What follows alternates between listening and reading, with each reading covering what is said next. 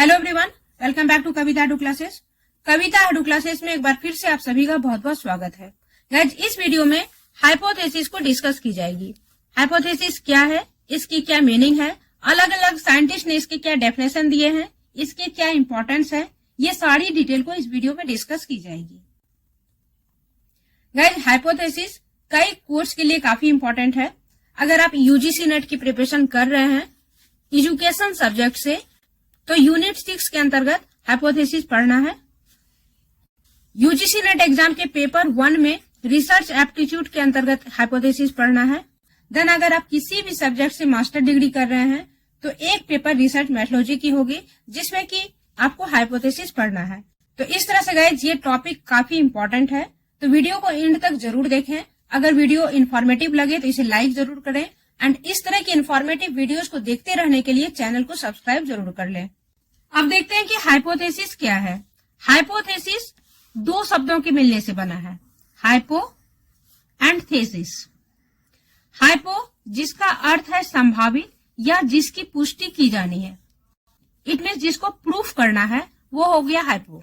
And thesis जिसका अर्थ है समस्या के समाधान का कथन।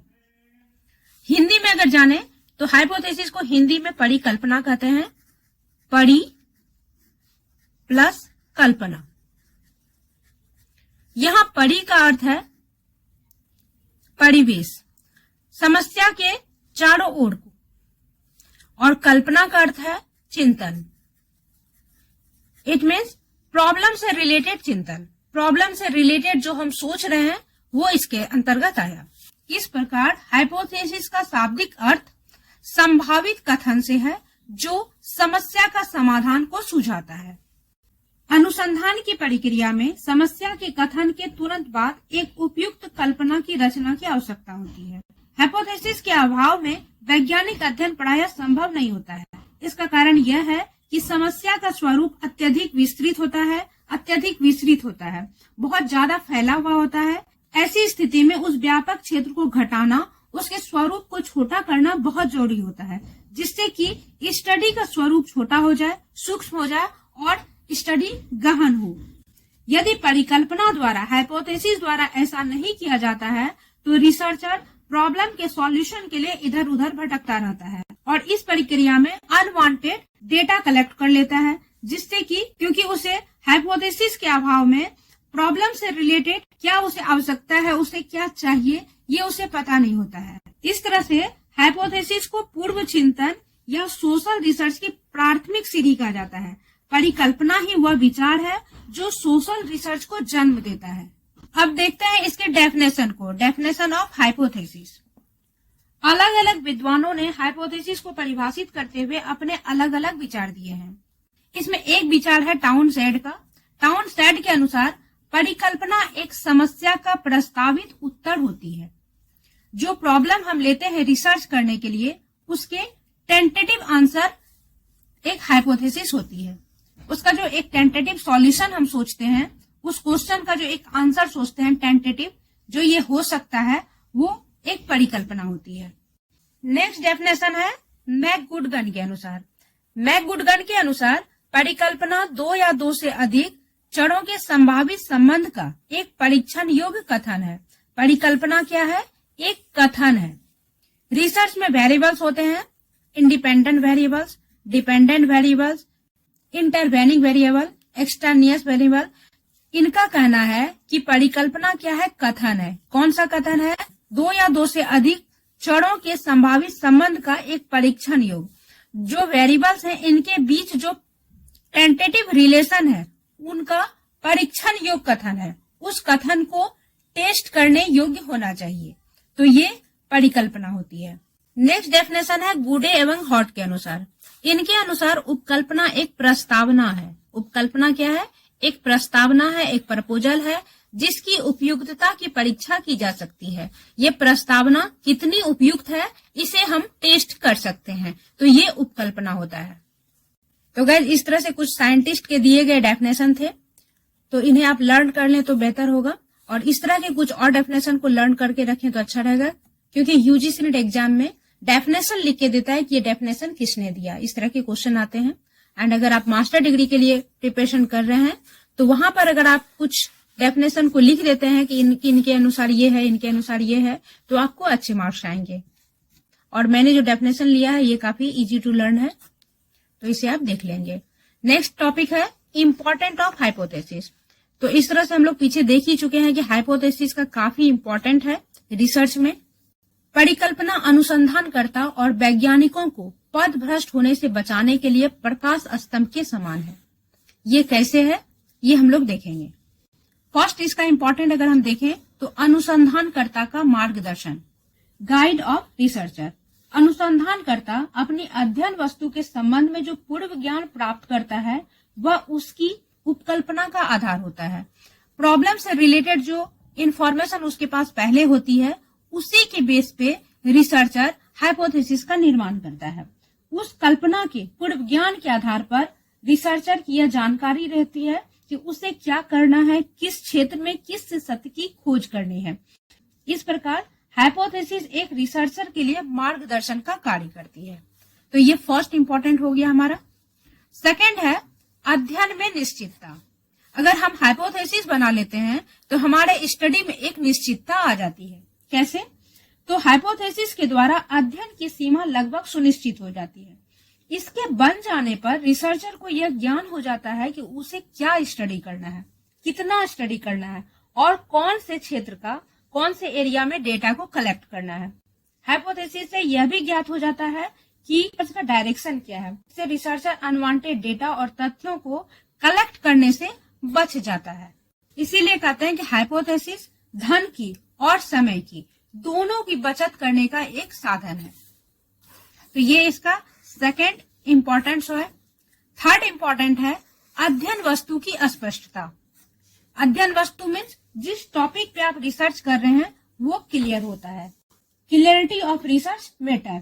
हाइपोथेसिस के द्वारा रिसर्चर अपनी अध्ययन वस्तु का, रिसर्च मैटर का ज्ञान प्राप्त करता है। इसी के द्वारा अध्ययन वस्तु के संबंध में स्पष्ट विचारों को जानने में रिसर्चर को सहायता मिलती है।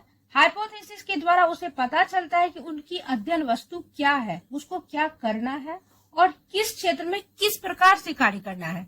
ये सारी इंफॉर्मेशन हाइपोथेसिस के द्वारा ही मिलती है। हाइपोथेसिस गाइड करती है कि अध्ययन वस्तु से रिलेटेड जो रिसर्च टॉपिक है, रिसर्च मैटर है, उसको क्लियर करते हुए हमें आगे बढ़ना है। जब तक हमें रिसर्च का मैटर क्लियर नहीं होगा तब तक हमारा डायरेक्शन कभी सही नहीं जा सकता है। देन नेक्स्ट है अनुसंधान के क्षेत्र का निर्धारण।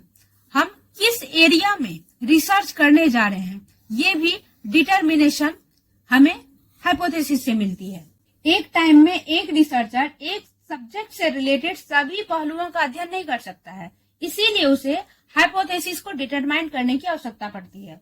हाइपोथेसिस ही रिसर्चर के अध्ययन क्षेत्र की सीमा तय करती है, उसको डिलिमिटेशन कहते हैं।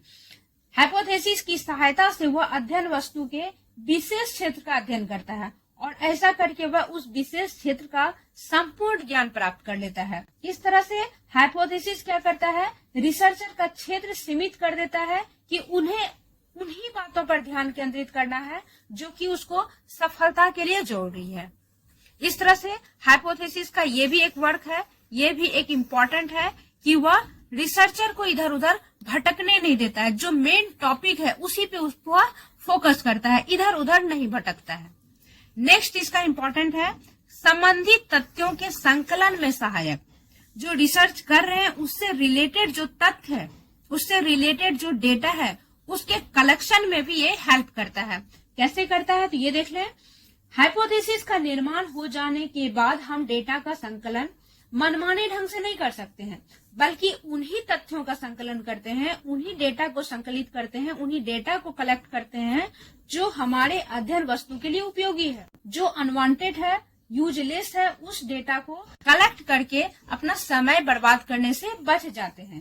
और इस तरह से हाइपोथेसिस हमें क्या करती है, रिलेटेड टॉपिक को, रिलेटेड डेटा को कलेक्ट करने में हेल्प करती है, इधर उधर भटकने से बच जाते हैं। और लास्ट है आपका सत्य की खोज में सहायक। हाइपोथेसिस रिसर्चर को सत्य की खोज करने में सहायता करती है।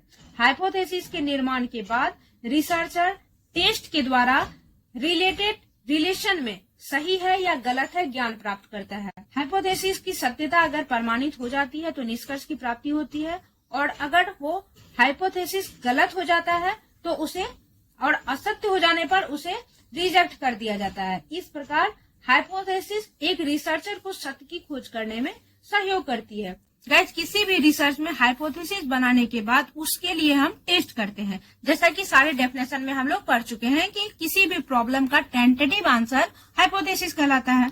तो जब हम एक टेंटेटिव आंसर को ले लिए कि किसी भी प्रॉब्लम का ये सॉल्यूशन हो सकता है, तो उसके चेक करने के लिए, उसे टेस्ट करने के लिए हम क्या करते हैं, डेटा को कलेक्ट करते हैं, फिर उसे टेस्ट करते हैं। अगर वो प्रॉब्लम, वो जो टेंटेटिव सॉल्यूशन हम लिए, अगर वो सत्य निकल जाता है कि यही सत्य है, तो उसे मान लिया जाता है। और अगर वो गलत साबित होता है, जो हमने सोचा वो गलत निकल गया, तो वो उसे रद्द कर दिया जाता है। तो इस तरह से हम सत्य की खोज तक पहुंचते हैं कि उस प्रॉब्लम का ये आंसर अगर सही निकल गया तो सत्य हो गया, और नहीं निकला तो फिर उसे रद्द कर दिया जाता है। अगेन फिर हाइपोथेसिस बनाते हैं और अगेन फिर रिसर्च करते हैं। तो इस तरह से ये प्रक्रिया चलती है। यहाँ पर गुडे और हॉट का कहना है कि बिना हाइपोथेसिस के रिसर्च एक और निर्दिष्ट विचारहीन भटकने के समान है, बिना डायरेक्शन के, बिना सोच के भटकने के समान है। हाइपोथेसिस जो है वो सिद्धांत और ऐसी खोज के बीच में आवश्यक कड़ी है जो हमें अधिक ज्ञान प्राप्त करने में सहायक होती है। तो गुडे एंड हॉट के अनुसार हम जो हाइपोथेसिस करते हैं, अगर वो सच हो गई तो वो क्या होता है, एक सिद्धांत का निर्माण होता है, और अगर वो गलत हो गया तो उसे रद्द कर दिया जाता है, रिजेक्ट कर दिया जाता है। तो इस तरह से हाइपोथेसिस क्या है, एक बीच की कड़ी है। इस तरह से हम कह सकते हैं कि हाइपोथेसिस सोशल रिसर्च का आधार है, बेस है, क्योंकि सोशल रिसर्च का आरंभ और अंत हाइपोथेसिस से होता है, परिकल्पना से होता है। ओके गाइज, इस वीडियो में इतना ही। नेक्स्ट वीडियो में से कंटिन्यू करते हुए मिलते हैं। गाइज, हाइपोथेसिस जितना इम्पोर्टेंट टॉपिक है, उतना ही चीजें हैं इसमें पढ़ने के लिए। इसमें अभी इसकी merit, demerit, source of hypothesis, hypothesis testing, बहुत सारी चीजें हैं पढ़ने के लिए, जिसे हम लोग आगे की वीडियो में देखेंगे। तो गाइज, इस तरह की वीडियो को देखते रहने के लिए चैनल को सब्सक्राइब जरूर कर लें और इसके बेल बटन को प्रेस कर दें, ताकि जब भी मैं वीडियो डालूं इसकी इमीडिएट नोटिफिकेशन आपको मिले और आप इसे इमीडिएट देख पाएं।